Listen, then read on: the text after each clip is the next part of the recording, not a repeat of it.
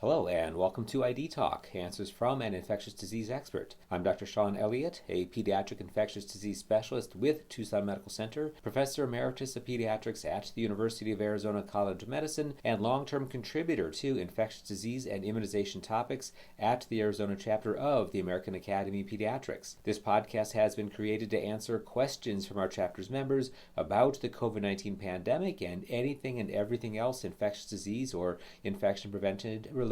This is Halloween as I share this podcast with you all, the weekend of October, early November, and not surprisingly, we continue to see an increase in those feared respiratory viruses. RSV definitely in Arizona has now made its presence known, and certainly for those of you tuning in from elsewhere in the country, I imagine you also are seeing a decent amount of RSV surge as well. So too, scattered cases of influenza and certainly ongoing cases of rhino/enterovirus, the occasional adenovirus, and also, though not necessarily a respiratory infection, but increasing cases of group A strep. In fact, in my practice area, we've had now several invasive cases of group A strep caused anywhere from musculoskeletal infections to sepsis or toxic shock-like syndrome, in addition to the scarlet fevers and strep pharyngitises.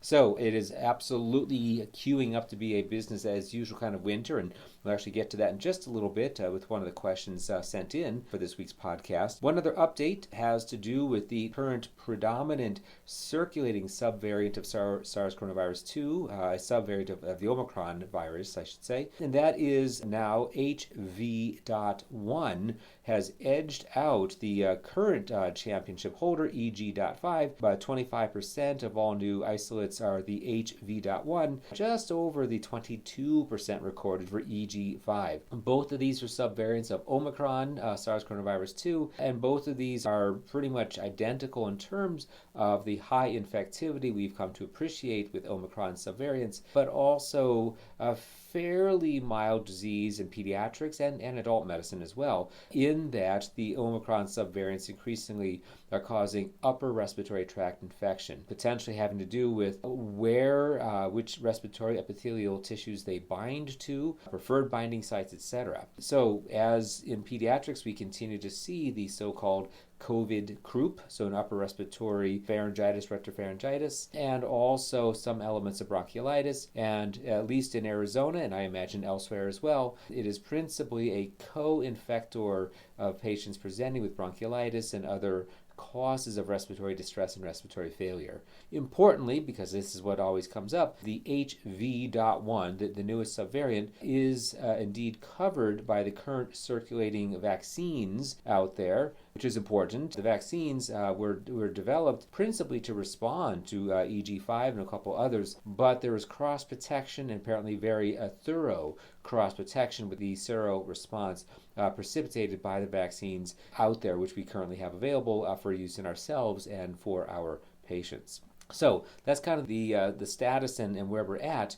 One additional update on a topic we've talked about recently is nirsevimab, or the product name Beyfortus, which is the newest monoclonal antibody in babies, against respiratory syncytial virus, RSV. And that is with all of the very strong endorsing data from the impact of nirsevimab in terms of protective efficacy and protection against severe disease, etc. The demand far has exceeded the supply, which is really unfortunate. So I imagine all of you have seen communications from the AAP, certainly from, in Arizona's case, the Arizona Department of Health Services, and from the CDC if you happen to be on those listservs, but basically saying that the 100 milligram doses of nirsevimab are very much in back order, and that mostly what we're able to get access to right now are the 50 milligram doses, although even these are in short supply.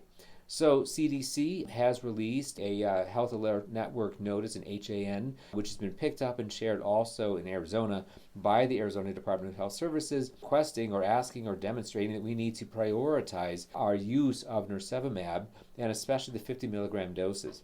So the recommendation is to reserve those for the infants at the highest risk for severe disease, those being, again, still any infant under age 6 months, and certainly those infants with prematurity, chronic lung disease, congenital heart disease, or anything else which might put them at risk for severe disease.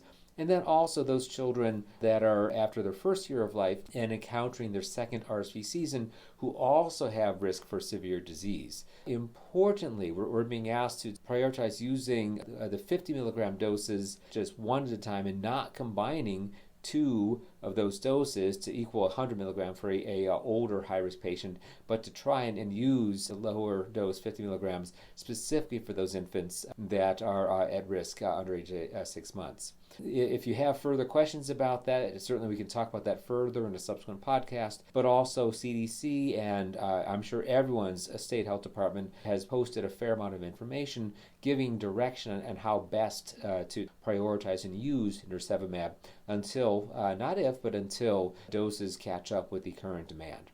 So with that, on to the questions, and this actually is related to nirsevimab. The question is, for children ages 8 through 19 months who are recommended to receive nirsevimab during their second RSV season, what is the minimum interval between doses between the first and second RSV season? And this actually, the question extends to any minimum interval between doses. For example, if one mistakenly only gave half of a dose and needed to give the further, if on the same day, that can certainly be readministered. But otherwise, the minimum time between doses is 5 months. The thinking is that regardless of the dose administered, whether it's the full 50 milligram dose as appropriate or only half of the needed 100 milligram for the older children, there is still protective efficacy which will last at least 5 months, and thus the baby won't need, and in prioritizing dosing, won't benefit from an additional dose given prior to 5 months. It gets a bit trickier when we have babies who are just immunized and then need to be immunized again for the second RSV season, although as we settle into the planned distribution, that should not be a big issue. However, if a baby has already received a dose of nirsevimab in the last 5 months, they can and should wait until after that 5-month interval to get their next dose for their second RSV season. So thank you for that question. That's very helpful. That's very good to know, especially as we run into all the questions of how and whom and where and et cetera to prioritize. One additional counterpart for that, which I think will come up as well, and that is what counts as the RSV season? Is there a reliable date range that we can sort of put on our chalkboards or whiteboards and immunize during that time? And the nationally accepted date range is October 1st of one year following into March 31st of the next year. So obviously that will vary state by state by state. Arizona, certainly we're starting to see increases in hospitalizations and noted positive respiratory specimens and active infections as early as October 1st. But if one is looking for a sort of a hard date that you can count on as time to increase RSV isolation practices and start immunizing with nirsevimab, that would be it. And typically lasting in a normal season through the end of March of that season. Great. All right, next question. Can the COVID vaccine help prevent against long COVID, or variably known as post-acute COVID syndrome, PACS? And yes is the short answer. In the adult population, there's actually data to suggest a decreased incidence and prevalence of long COVID in those adult patients who are immunized. Anecdotally and in small population studies, that holds true for pediatrics as well. There was also a suggestion that in a patient who is previously unvaccinated or under-vaccinated, meaning has not completed the primary series or is missing a booster, for example, that if they have COVID and develop long COVID symptoms, that they may have a decrease in their severity and a decrease in their length of long COVID symptoms if they are then vaccinated, even during the course of the long COVID. And it kind of makes sense if you think of long COVID increasingly as a post-infectious hyperimmune reaction with immune impact on virally infected cells within the brain, heart, lungs, other organ systems, then to create sort of universal vaccine-driven or boosted antibodies is going to be a way to bind out the antigen expressed by those cells and reduce the immunologic ongoing attack by cell-mediated immunity.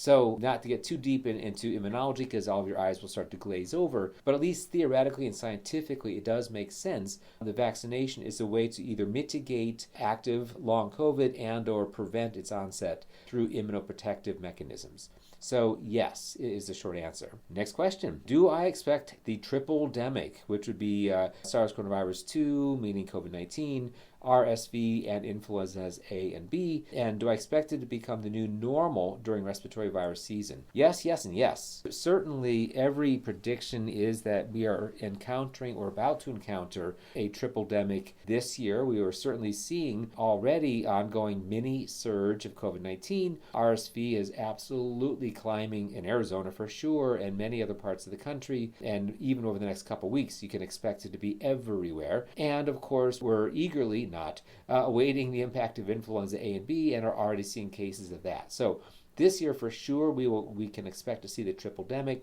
and every indication is that COVID-19 is settling into an epidemic, a seasonal pattern, most prominent over the fall and winter months.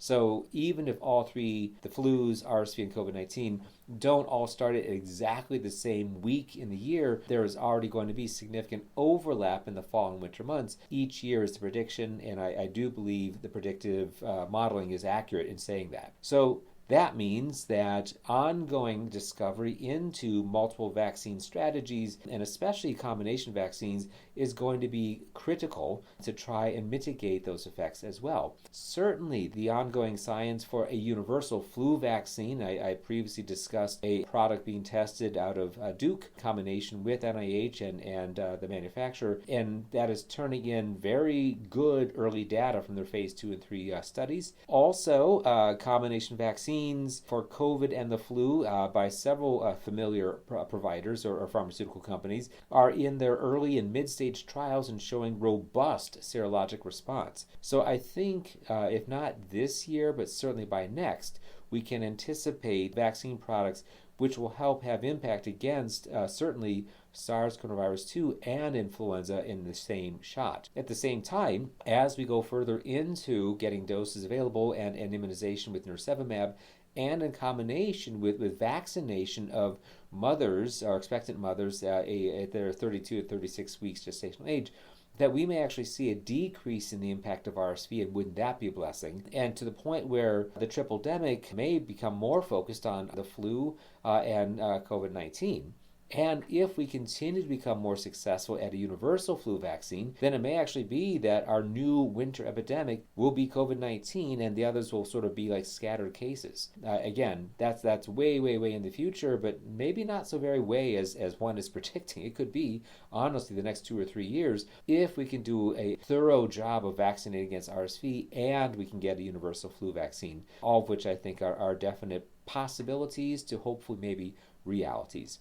So long story short, yes, as we anticipate the future and look certainly this year, but absolutely into next year and plan our vaccine strategies for our patients and counseling to the parents of our patients, I think we should expect there to be a triple-demic every year so we can do a better job of preventing each of or maybe all three of those three viruses. And then actually just one more brief part of that in terms of where we at with current COVID vaccination uptake in adults and pediatrics.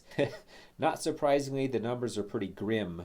So adults in the United States are currently estimated to be about 7% vaccine uptake with the newest booster doses from Pfizer and Moderna, and kids, pediatric patients up to age 18, whopping 2%. 2%.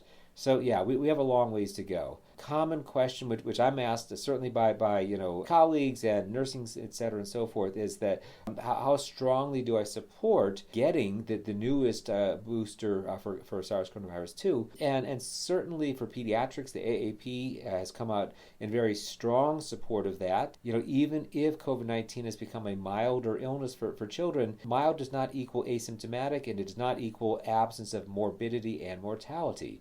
Certainly, having co-infection with SARS coronavirus 2 and something else, whether it's bacterial pneumonia or RSV or influenza, has a significant increase in impact in terms of severity, risk for hospitalization, risk for intensive care unit hospitalization, including ventilation. So yes, it is certainly appropriate for us to include in our own personal approaches and certainly our recommendations to our patients in the pediatric practice to proceed with the newest boosters available for COVID-19, and to anticipate, at least as of right now, that this will become an annual event, just like the flu vaccine has been. And as we get further into vaccine science, and again, the scientific uptake of this has been explosive since the beginning of the pandemic. Yay, fantastic, triumph of science.